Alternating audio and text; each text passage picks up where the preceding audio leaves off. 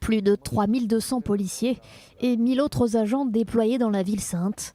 En amont de la marche des drapeaux, les préparatifs s'accélèrent. Jeudi après-midi, des dizaines de milliers de participants sont attendus à Jérusalem. Pas de changement de l'itinéraire habituel qui traverse la porte de Damas. Plusieurs représentants du Hamas menacent. Même si les chances de voir des tirs de roquettes en direction d'Israël pendant la journée de Jérusalem sont jugées minces, Tsahal se prépare à ce scénario.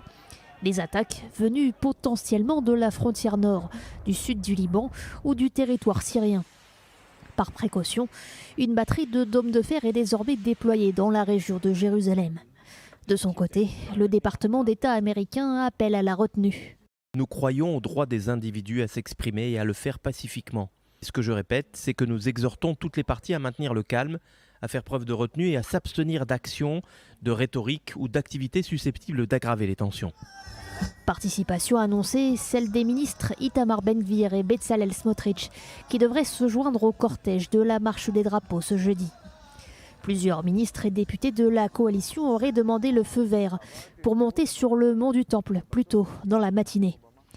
Selon des estimations, pas moins de 3000 Israéliens devraient s'y rendre ce jour-là.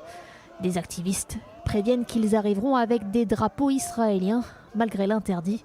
D'autres se préparent à brandir des drapeaux palestiniens dans la vieille ville. En mai 2021, la marche des drapeaux avait été interrompue par des sirènes d'alerte entendues en plein Jérusalem. Des tirs de roquettes depuis Gaza.